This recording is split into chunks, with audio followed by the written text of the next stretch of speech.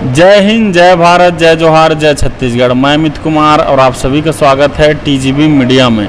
और आज के हमारे खास कार्यक्रम में, जैसे कि आप सभी जानते हैं, मैं जो है अपने चैनल के माध्यम से लगातार आप सभी के बीच एक नए नामचीन हस्ती से रूबरू करता हूं, उनके बारे में बताता हूं, उनका क्या योगदान है हमारे जीवन में, हमारे समाज में, हमारे राष्ट्र में, उनके बारे में भी जो है मैं आप सभी को बताता हूं। और उसी के बीच आज मैं आया हुआ था छत्तीसगढ़ के न्यायधानी बिलासपुर, और बिलासपुर के जो है सबसे चर्चित कवित्री हमारे बीच हैं। और सबसे खास बात, मैम जो है सकरी में जो है शासकीय जो है जॉब में भी हैं, गवर्नमेंट टीचर भी हैं और काफ़ी चर्चित है मैम। जो है देश विदेश में जो है छत्तीसगढ़ का नाम भी रोशन कर रहे हैं, काफ़ी अच्छे अच्छे जगह में जो है मंच में भी गए हैं। बहुत सुंदर जो है कवित्री गाते हैं, कवित्री जो है कहते हैं। और मैम के स्वागत के लिए मैं 2 लाइन बोलना चाहूँगा। पूर्णिमा जैसी निर्मल छवि तिवारी जी का नाम है, साहित्य की साधना में जिनका ऊंचा मुकाम है, शब्दों में जिनकी शक्ति है, भावों में बहार है, ऐसी विभूति का स्वागत है दिल से बारंबार है। आपके आगमन से महकी हमारी फिजा, स्वागत है मैम आपका सादर अभिनंदन के साथ। तो सर्वप्रथम स्वागत है मैम आपका। धन्यवाद सर, बहुत बहुत धन्यवाद। टीजीबी मीडिया का बहुत बहुत आभार व्यक्त करती हूँ मैं। पुनः धन्यवाद मैम आपका। तो पहला सवाल तो ये रहेगा मैम, काफ़ी चर्चित हैं आप, काफ़ी फेमस हैं, इतने ज़्यादा, तो आपका जो है जीवन के बारे में जानना चाहेंगे। यहाँ तक का प्रारंभिक जीवन जो आपका था, जीवन सफ़र, कैसा रहा? मेरा जो बचपन का सफ़र था वो तो साधारण ही था, लेकिन यह था कि मेरा पारिवारिक जो वातावरण था बहुत सुखद, सुंदर, शांत वातावरण था।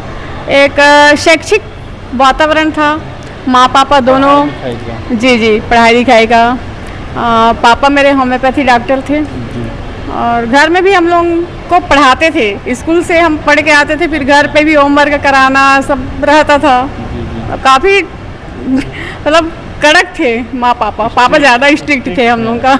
जी तो ये जानना चाहेंगे मैम हम आपसे, पापा इतने स्ट्रिक्ट थे, फिर उस टाइम आप लोगों का रहन सहन कैसा था? मतलब नॉर्मल परिवार थे उस टाइम के, कैसे थे? मतलब नॉर्मल परिवार था हम लोग का, हम लोग मध्यम वर्ग से आते थे। अच्छा। और कौन कौन है आपके घर में? अभी हाँ। अभी तो माँ पापा रहे नहीं। अभी घर में मैं और मेरे दोनों पुत्र हैं। बड़ा पुत्र है वेदांश, छोटा पुत्र है वेदांश और बड़ा पुत्र है विपुल तिवारी। छोटा पुत्र वेदांश तिवारी अभी एमएससी कर रहा है फिजिक्स में, और बड़ा विपुल तिवारी का अपना वेबसाइट खुद का है, वो लॉन्च किया है अभी हाल में ही। अच्छा, सबसे खास बात ये जानना चाहेंगे मैम, शिक्षा, आप सरकारी टीचर भी हैं, तो शिक्षा कहाँ तक का आपका शिक्षा जानना चाहेंगे? मेरा बीएससी बायोलॉजी है। मैंने जीव विज्ञान से बीएससी किया है, फिर एमए अंग्रेजी साहित्य से किया है और डीएड। वाह, बहुत सुंदर। तो एक शिक्षिका होने के नाते मैम आप कवित्री भी हैं, तो आपका जो है संतोषजनक उपलब्धि, मतलब उपलब्धि क्या है आपके अनुसार? एक शिक्षक होने के नाते जो मेरी उपलब्धि है, बच्चा हमारा पढ़ाया बच्चा यदि किसी मुकाम तक पहुंच जाता है, हम उसको उस मुकाम तक देखते हैं तो वाकई में बहुत खुशी होती है, संतुष्टि होती है। मैंने 10वीं 11वीं 12वीं इंग्लिश और साइंस पढ़ाया है। इंग्लिश ज़्यादा लेती थी मैं, 11वीं 12वीं में इंग्लिश ली हूँ, 10वीं में इंग्लिश ली हूँ। कुछ बच्चे पुलिस विभाग में हैं, मुझे अच्छा लगता है उन बच्चों को देख के। अभी हाल में ही 2022-23 में मैं अंबिकापुर गई थी, वहाँ शतरंज खेलने, ओपन टूर्नामेंट खेलने गई थी। अच्छा, शतरंज भी खेलते हैं ना? मैं शतरंज भी खेलती हूँ, तो वहाँ मैं ओपन टूर्नामेंट खेलने गई थी, महिला ओपन टूर्नामेंट हुआ था, मैं अभी भी खेलती हूँ। तो जब मैं वहाँ से निकली तो यहाँ बिलासपुर थाने से एक फ़ोन आया मुझे। अच्छा। कि मैम बहुत बहुत बधाई आपको, अभी हम आपका स्टेटस देखे हैं। मैं बोली थाने से फ़ोन कौन? तो वो बोलता है कि मैं मनोज बघेल, वो पुलिस वाला है, मेरा ही स्टूडेंट रहा है वो। तो मुझे बहुत अच्छा लगा कि मेरा स्टूडेंट मुझे फ़ोन करके बधाई दे रहा है, वो भी थाने से, वो पुलिस वाला है, पुलिस बन गया है, ये अच्छा लगा। चलो, बहुत बहुत सुंदर। मैं सबसे खास बात ये जानना चाहेंगे मैम, कविता भी आप लिखते हैं, जैसे मैं जिक्र भी किया, तो ये प्रेरणा कहाँ से मिली? मतलब कब से शुरुआत हुआ आपका ये सफ़र? ये सफ़र तो मेरे ख्याल से ये 88-89 से ही है। क्या है, जब हम आसपास के माहौल को देखते हैं या कुछ भी घटना घटित होता है तो क्या एक अभिव्यक्ति का माध्यम है ना। तो अब उस समय बचपना माइंड था, किशोरावस्था की एक मासूम सी कोशिश रहती थी तो बस उस समय कुछ टूटी फूटी भाषा में कुछ लिखना शुरू किए, बस वहीं से स्टार्ट हुआ। फिर उसको सुनाए, फिर उसको सुन के कि नहीं एक्चुअली हम लोग के घर का माहौल भी हुआ ही उसी प्रकार था। माँ भजन गाया करती थी, पापा भी होम्योपैथी डॉक्टर थे, लेकिन वो भी पत्रकारिता में थे और लिखा करते थे, तो वो शायद कहीं ना कहीं से था हेरिडिटी। हाँ, मतलब बचपन से था वो? बचपन से ही था। तो बचपन की कविता बचपन की होती है। एक दो जगह गए सुनाने अपनी कविता, हो गया प्रोत्साहन मिला, फिर वहीं से सफ़र शुरू। वाह, चलो बहुत बहुत सुंदर। हम सबसे खास बात ये भी जानना चाहेंगे मैम, आपका जो पहला कविता था जब आप किए या जो खुद का आपका लिखे, तो उसका और अब अनुभव कैसा था, एक्सपीरियंस, मतलब लोगों को जब आपको प्रोत्साहन दिए तब कैसा महसूस किया? मेरी पहली कविता बहुत मतलब अच्छा लगा, लोग प्रोत्साहन दिए पहली कविता को। अब चूँकि वो एक्चुअल वो अयोध्या में राम मंदिर के समय में लिखे थे, काफ़ी खून खराबा हुआ था उस समय। मैं 11वीं पढ़ रही थी शायद, मैं 88-89 में लिखी थी शायद कविता। और उसके बाद वो 1993 में मैं तखतपुर के कार्यक्रम में आई थी। उस समय मैं स्टूडेंट थी, तो तखतपुर एक कार्यक्रम में आई थी। वहाँ मेरा स्था रिकॉर्डिंग हुआ था आकाशवाणी बिलासपुर से। ना तो हम हिंदू हैं ना ही मुसलमान, सच पूछिए तो हम केवल इंसान हैं, इंसान। ये आपका पहला है? ईश्वर ने तो इंसान ही, हाँ। और ये मेरी पहली कविता थी। और आगे बताइए मैम इसका। ईश्वर ने तो केवल इंसान बनाया, ऐसा करके था। बहुत पुरानी कविता है ये। चलो बहुत बहुत सुंदर मैम। चलो पहला इंसान है हम करके बनाए थे। अच्छा, एक और सवाल है मैम आपसे, मंच पाठ भी आप करते हैं, है ना? तो उस समय क्या जो है महत्वपूर्ण बात जो है ध्यान में रखा जाता है मंच में? देखिए, मंचीय प्रस्तुतिकरण अलग है और गोष्ठी अलग है।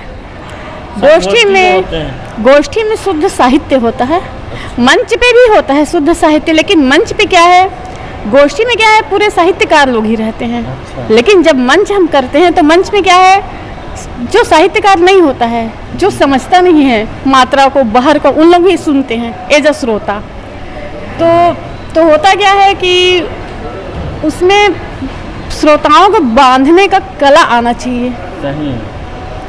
तो ये है, वहाँ प्रस्तुतिकरण मेन मायने रखता है। बोर नहीं लगना चाहिए। बिल्कुल बोर नहीं लगना चाहिए।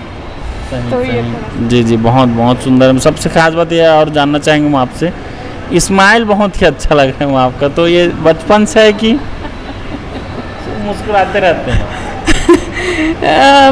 मैं अपनी तारीफ में कुछ पंक्तियाँ कहती हूँ। अरे वाह। महताब हूँ तो महताब सी लगूं, वाह। मेरी अपनी पंक्ति है। महताब हूँ तो महताब सी लगूं, मैं पूर्णिमा की चांद सी लगूं, और सुर्ख है रुखसार मेरे, कभी तो मैं आफताब सी लगूं। आफताब माने सूर्य, कभी तो मैं आफताब सी लगूं। बहुत बहुत बहुत सुंदर लगा। मैं स्माइल पे क्वेश्चन के बहुत सुंदर आप जवाब भी दिए मैम, बहुत ही अच्छा लगा। एक और सवाल रहेगा मैम आपसे, यहाँ तक आने में आप अपने आदर्श कहें, प्रेरणा स्रोत कहें, या सपोर्ट या योगदान क्या लगता है, और गुरु किनको मानते हैं आप? मैं माता पिता को ही गुरु मानती हूँ। यहाँ तक आने में मेरे माता पिता का योगदान भी उनका है। लिखती मैं बचपन से थी, और उसके बाद मेरी शादी हो गई। 1996 में मेरी शादी हुई। शादी के बाद साहित्यिक सफ़र रुक सा गया था। अच्छा। शादी के बाद लगभग 20 साल तक रुका रहा। शादी के बाद 20 साल तक। अब अलाउ नहीं करते थे क्या ससुराल वाले? अब ससुराल, बच्चे, अच्छा, समय नहीं था मेरे पास में, एक समय नहीं था। उसके बाद जब मेरा बड़ा बेटा बड़ा हुआ, अच्छा। जब वो 12वीं निकला, वो सपोर्ट किया। उसको पता था कि मम्मी लिखती है। एक्चुअल मेरी बचपन की जो डायरी थी वो मैं ले आई थी।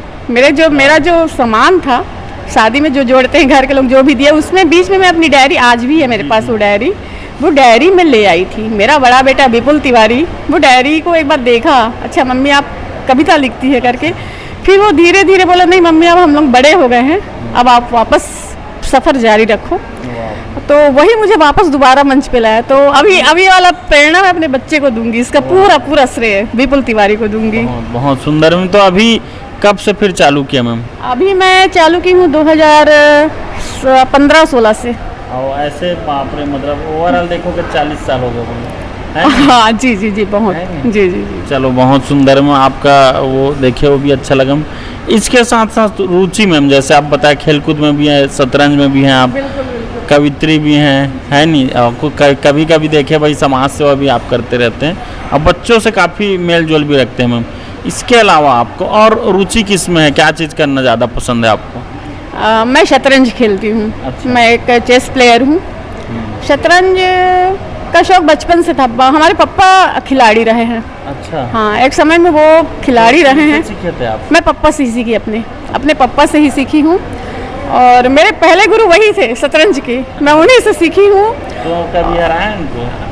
हाँ, हार जीत लगे रहता है। जब सीखा है तो एक माता पिता को अच्छा भी लगता है कि उनका बच्चा उनसे जीते, है ना। माता पिता हमेशा, हम एक माता पिता ऐसे हैं जो चाहते हैं कि हमारा बच्चा हमसे आगे निकले। बिल्कुल बिल्कुल। तो मैं मुंगेली, मेरी पढ़ाई मुंगेली में हुई है, तो मैं वहाँ के साइंस कॉलेज से सेलेक्टेड होकर बिलासपुर साइंस कॉलेज खेलने आई थी। ये आई थी मैं वही 93-94 में लगभग तब आई थी मैं यहाँ पर। चलो, ये तो रुचि का शतरंज का बताया मैं, मतलब खेलकूद में ही। इसके अलावा सबसे खास बात ये जानना चाहेंगे महिला सशक्तिकरण पर कभी कुछ कविता बनाए हैं आप, या उनके बारे में क्या कहना चाहेंगे? बिल्कुल, महिला सशक्तिकरण पे कविता मैं लिखी हूँ और एक साहित्य ही माध्यम है जिससे हम उनको जागरूक करते हैं, है ना।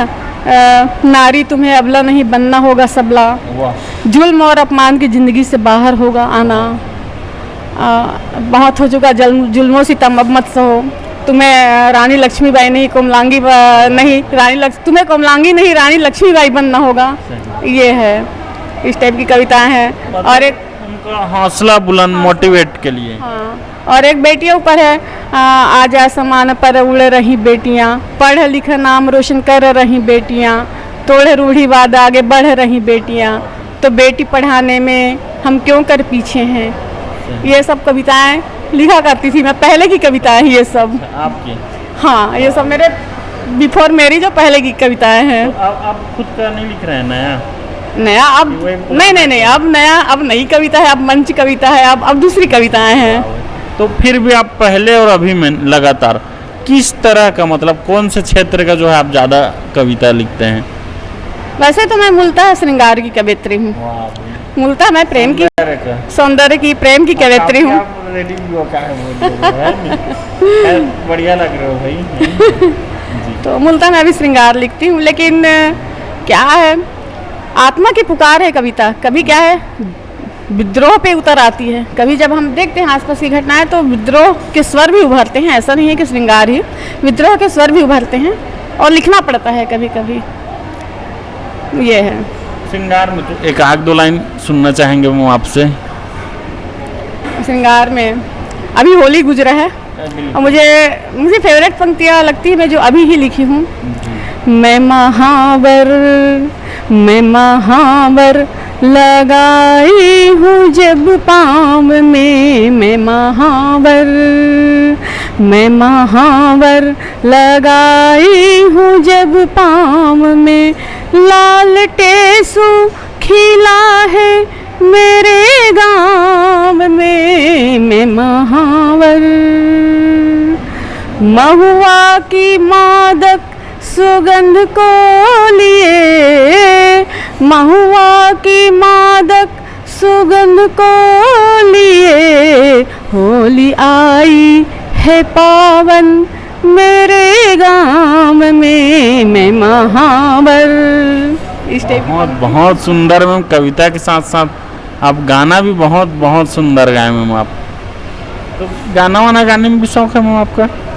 नहीं, गाना मैं नहीं गाती हूँ, सुनती बस हूँ। कविता को भी बहुत अच्छा गाने में पेश किया हूँ। एक और सवाल रहेगा मैं आपसे, कौन सा लेखक या कौन सा कवि आपको ज़्यादा प्रेरित किए हैं, मतलब किनका जो है सबसे अच्छा लगता है आपको कविता? मैं अपने करीब महादेवी वर्मा को पाती हूँ। उनका एक आग कुछ जो याद होगा? मैं नीर भरी दुख की बदली, स्पंदन में चिर निस्पंद बसा, क्रंदन में आहत विश्व हंसा। ये मेरी मतलब सबसे करीब की पंक्तियाँ हैं, स्कूल में पढ़ी थी। 2-3 लाइन बस याद है इसका, बस। बहुत सुंदर है। अच्छा, एक और सवाल रहेगा, आपके फेवरेट कवि अभी मैम वही है कि पुरुष में? पुरुष में तो वैसे अभी तो बहुत सारे हैं, गुलजार है, हरिवंश राय बच्चन है ना, प्रेम कराते, मंदिर मस्जिद, मेल कराती, मधुशाला, ये है। फिल्म देखते हैं मैम? फिल्म बहुत कम देखती हूँ। कौन पसंद है? हीरोइन हो तो मुझे रेखा, और हीरो में राजेश खन्ना, ये और बस, इसके अलावा कोई पसंद नहीं। रेखा तो बहुत पसंद है मुझे। चलो, बहुत बहुत सुंदर है। राजेश खन्ना जी के भी जिक्र किए, जो स्वर्गीय हो चुके हैं, उनके गाने काफ़ी अच्छे अच्छे थे। फिल्म भी बहुत अच्छे, जो फिल्म था उनका बहुत प्रेरणादायक फिल्म पुराने में है। अच्छा, एक और सवाल रहेगा, भविष्य में आप कोई अपना पुस्तक लॉन्च करने वाले हैं या आपका हो चुका है, क्या कहना चाहेंगे? अभी मेरी पुस्तक नहीं आई है, लेकिन हाँ इन फ्यूचर ज़रूर मैं लॉन्च करूँगी। काम चल रहा है अभी, क्या है, वक्त देना पड़ता है। ये एक ऐसा चीज़ है जिसमें ना जितना ज़्यादा अनुभव हो उतना अच्छा वो निखर के आएगा शब्द। बहुत हड़बड़ी नहीं करना चाहिए, कम थोड़ा सा और अनुभव हो जाए, बहुत लोगों को हम पढ़ें। जब तक हम 100 पुस्तक नहीं पढ़ लेते तब तक एक पुस्तक नहीं लिख सकते हैं हम। इसलिए पहले पाठक होना ज़रूरी है, फिर बाद में लेखक। बिल्कुल, पहले पढ़ना पड़ेगा, उसके बाद भी हम लिख सकते हैं, ऐसे नहीं। चलो, बहुत बहुत सुंदर बताया मैम। एक और मेरे मन में सवाल है मैम, कोई कवि बनना चाहता है, आपके जैसे कवित्री बनना चाहते हैं, और तो उसमें इसमें स्कोप है, क्या कहना चाहेंगे आगे अर्निंग का? खासकर आज के समय में अर्निंग, तो क्या कहना चाहेंगे आप? मतलब पूरा दुनिया वाले देखते हैं, अगर वो कवि या कवित्री बनना चाहते हैं तुमको। नहीं, मैं ऐसा नहीं कहूँगी कि सिर्फ कविता के क्षेत्र में अर्निंग है, ऐसा नहीं कहूँगी मैं। हाँ, लेकिन अब जैसे कुमार विश्वास, अब जैसे कुमार विश्वास को ले लीजिए, बिल्कुल अर्निंग है, लेकिन वो उतना उस टॉप पे पहुँच चुके हैं, उसके पीछे काफ़ी मेहनत भी है उनकी। लेकिन हर कोई कुमार विश्वास नहीं बन सकता है, ये भी बात है ना। तो एक पोएट्री के भरोसे नहीं रहा जा सकता, मतलब साइड उनको कुछ ना कुछ करना पड़ेगा, कुछ ना कुछ साइड करना पड़ेगा, क्योंकि हर कोई कुमार विश्वास नहीं बन सकता है ना। तो मतलब ये लाइन है, मतलब थोड़ा डिफिकल्ट है, बोलो। बिल्कुल डिफिकल्ट है। आप देखिए, एक समय मुंशी प्रेमचंद जी को हम सभी जानते हैं, वो फटा जूता पहनते थे। आज आप कुमार विश्वास जी को देखिएगा, है ना, उनको सुरक्षा मिली हुई है। तो उस समय की कविता और अभी के कविता में बहुत अंतर है, लेकिन हम देखें कि अभी कविता से हम अर्न करेंगे ये सोचेंगे तो मुश्किल है। मतलब लाइन सही है लेकिन इनकम कम है। चलो, बहुत बहुत सुंदर जानकारी दी है, मैं आप बहुत ही अच्छा लगा। मेरे चैनल का एक खास कार्यक्रम रहता है मैम, छत्तीसगढ़ी जनूला, अगर आप इजाज़त देंगे तो मैं पूछना चाहूँगा। बिल्कुल जी, तो आप इजाज़त दिए मैम, तो पहला ये रहेगा, ये आपसे ही जुड़ा हुआ है मैम, काफ़ी सरल भी रहेगा आपसे। भावों की दीप जलाई हूँ, अक्षरों में बगिया सजाई हूँ, कभी प्रेम कभी विहर सुनाऊँ, संगीत सी मैं बह जाऊँ, बताओ मैं कौन हूँ? ये तो कवित्री। अच्छा, जैसे मैं। बिल्कुल एकदम सही। एक और रहेगा मैम, ये भी आपसे ही जुड़ा हुआ है, छोटे छोटे बच्चों का प्यारा घर, जहाँ मिलती है ज्ञान की लहर, सुबह दोपहर सब आते हैं, खुशियाँ संग में लाते हैं। एक बार और बोलना चाहूँगा मैं, छोटे छोटे बच्चों का प्यारा घर, जहाँ मिलती है ज्ञान की लहर, सुबह दोपहर सब आते हैं, खुशियाँ संग में लाते हैं, बताओ क्या चीज़ है? ये विद्यालय। अच्छा, जैसे स्कूल, मेरा स्कूल। मेरे यहाँ छोटे छोटे बच्चे आते हैं सुबह से, मेरा मॉर्निंग स्कूल है ना। बहुत बहुत सुंदर में मायने रखता है वही जनूला का आप जवाब दिए। एक और सवाल रहेगा मैं आपसे, लेकिन उससे पहले जो है आप कवित्री, हम तो एक दो जो आपके दिल के जो करीब है वो उस कविता को जानना चाहेंगे। उससे पहले भी जानना चाहेंगे हम, अब तक कहाँ आप गए हैं मंच संचालन करने, मतलब कविता करने, और छत्तीसगढ़ का नाम भी रोशन किया आप, तो कहाँ? मैं अयोध्या गई हूँ 2 बार। अयोध्या में 2 बार काव्य पाठ की हूँ, गाजियाबाद में काव्य पाठ की हूँ, बिलासपुर क्षेत्र के आसपास सभी जगहों में लगभग अपना मंच कर चुकी हूँ। हाँ जी, यहाँ रायपुर में भी मंच की हूँ, कोरबा में मंच की हूँ, तमनार में मंच की हूँ, लगभग टच की हूँ, हर जगह को छुई हूँ, कवि सम्मेलन की हूँ मैं। चलो, तो सबसे ज़्यादा कहाँ का रहा मैम, कहाँ का सफ़र अच्छा लगा, कौन ज़्यादा दिल के करीब था आपका? मेरा सफ़र लगभग सभी जगह अच्छा रहा। मैं जहाँ जाती हूँ वहाँ सभी अच्छा मान सम्मान मिला, सब जगह अच्छा मान सम्मान मिला। बहुत अच्छा लगता है जब लोग पूछते हैं, अभी जैसे मैं 2023 में गई थी गाज़ियाबाद, वहाँ अनामिका जय नंबर को तो जानते होंगे, एक स्टार कवयित्री है, अंतर्राष्ट्रीय स्तर की कवयित्री है, सौरभ जैन सुमन, दादा हरिओम पवार जी, ये सब थे। इनके हाथों से मुझे वहाँ बेचैन नवरत्न काव्य चेतना सम्मान मिला। बहुत ज़्यादा अपने आप को गौरवान्वित महसूस कर रही हूँ। इसी प्रकार अयोध्या गई, वहाँ राम वन गमन यात्रा निकला 2022 में, वहाँ मैं अयोध्या गई थी।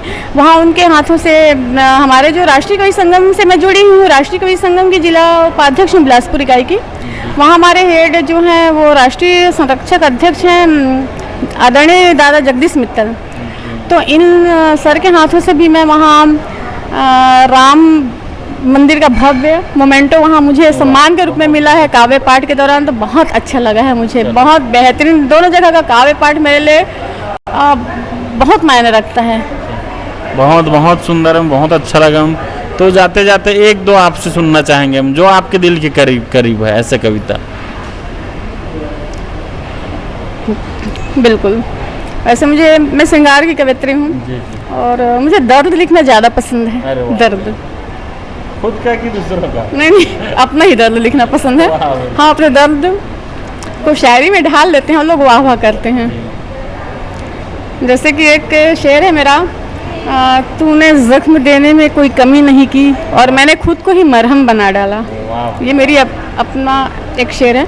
एक शेर और है, दर्द रहता है इस दिल में, किसी और के रहने की गुंजाइश नहीं।